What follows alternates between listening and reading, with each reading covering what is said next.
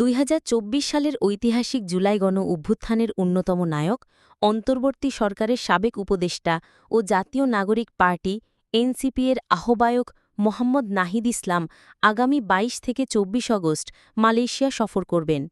তার এই সফরের সার্বিক আয়োজন করছে NCP diaspora alliance Malaysia chapter.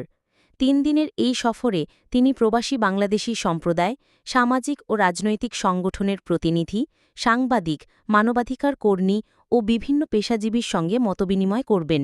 এছাড়াও মালয়েশিয়ায় বাংলাদেশ হাইকমিশনের কর্মকর্তাদের সঙ্গে সৌজন্য সাক্ষাৎ করবেন তিনি। সফরের অংশ হিসেবে একটি গ্র্যান্ড পাবলিক ইভেন্ট আয়োজন করা হবে, যেখানে ৩০০-র বেশি প্রবাসী বাংলাদেশী অংশ নেবেন। এ মহাসমাবেশে রাজনৈতিক নেতা, জুলাই বিপ্লবের অংশগ্রহণকারী, ছাত্রছাত্রী ও প্রবাসীরা উপস্থিত থাকবেন। আলোচনায় বাংলাদেশের সাম্প্রতিক রাজনৈতিক পরিবর্তন, প্রবাসীদের অধিকার, মানবাধিকার সুরক্ষা এবং রাষ্ট্র গঠনে প্রবাসীদের ভূমিকা নিয়ে গুরুত্বপূর্ণ দিকনির্দেশনা আসবে বলে আশা করা হচ্ছে।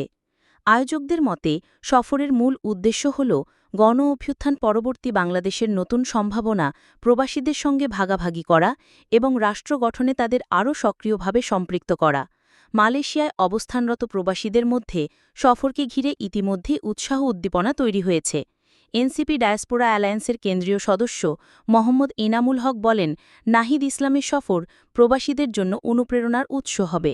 আরেক সদস্য আলমগীর চৌধুরী আকাশ বলেন, এই সফর থেকে নতুন দিকনির্দেশনা পাওয়া যাবে, যা বাংলাদেশকে এগিয়ে নিতে ইতিবাচক ভূমিকা রাখবে।